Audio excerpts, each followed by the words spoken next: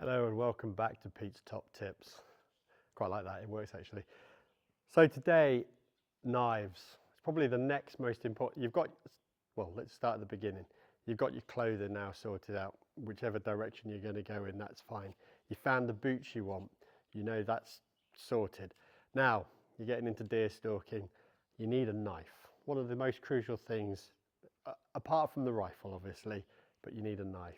Now everybody says, oh look, the knife market at the moment is currently saturated with custom knife makers. But if you're starting out, the best thing I could recommend you get, one of these. There are other brands available. These are the Moira companion knives.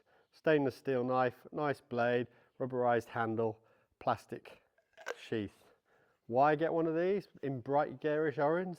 Because the chances are, as a novice stalker, you will put this down and it could be dark or it could be early morning.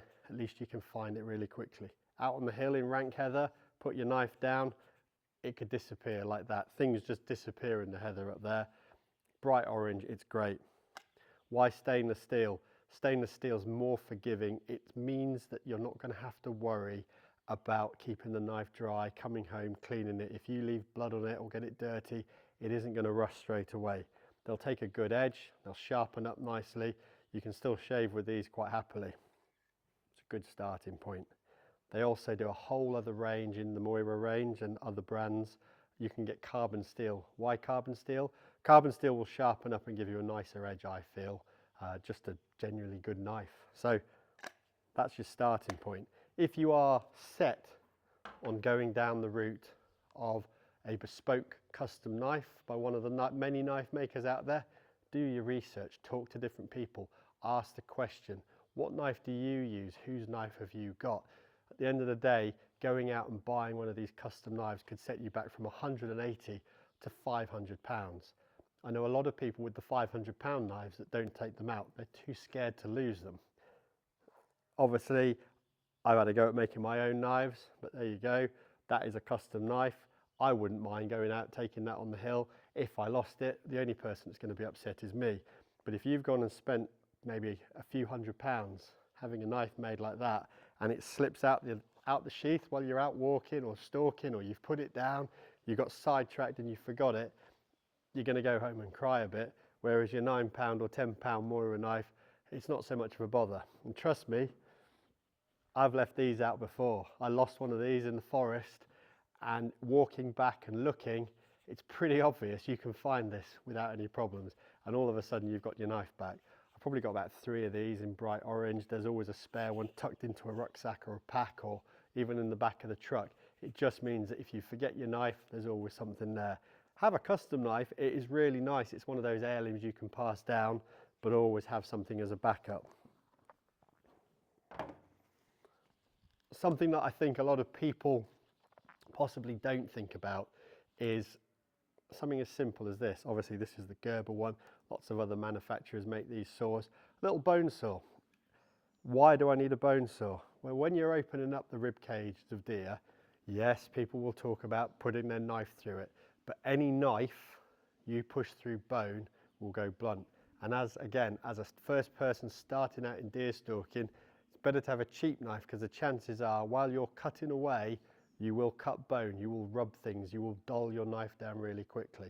A bone saw, absolutely fantastic for opening up rib cages. Means you're not using your knife to do it. It's a simple thing. It's also great because you can have it out in the forest with you. If you need to cut some branches off something or anything like that, that little knife does it all. This little hook at the end is to stop you puncturing the gut. Absolute worthwhile investment. As I say, lots of different companies make them. Obviously I've got a Gerber one. It is pretty sharp and possibly too sharp. But you've got your knives. Right, the next thing you're going to ask is, how do I keep it sharp? Because I see all these videos of people shaving with them. Well, when you get home, I think one of the best kits possibly out there on the market is the Lansky kit. It comes with this guide. We can do a whole video about this, but it allows you to set your angles and sharpen your knife. It's not something though you're going to take in the field with you. Everybody that comes stalking with me always asks, where did I get this? What is it for a start? Well, it's a little butterfly diamond blade. You've got a 1000 grit on this side and a 1400 grit on this side. You can literally, it's like having a steel in the field. You can rub your blade down it, couple of swipes either side, close it back up, and it came with this little leather pouch. I've got compound rubbed into this, so it's like having your own strop out there as well. Quick strop of the blade, both ways, your knife's razor sharp again. It's not designed for taking much material off the blade, it's purely designed for aligning the edge again, and it makes a hell of a difference. So something like that in your pocket or in your kit when you go stalking is invaluable. Takes a bit of practice to get them working, but these little tips and tricks are the things that will make your day going out and learning to stalk so much better. But the first thing, get yourself a cheap knife until your knife skills improve, and once you know your knife skills have improved, then look at getting the next knife up.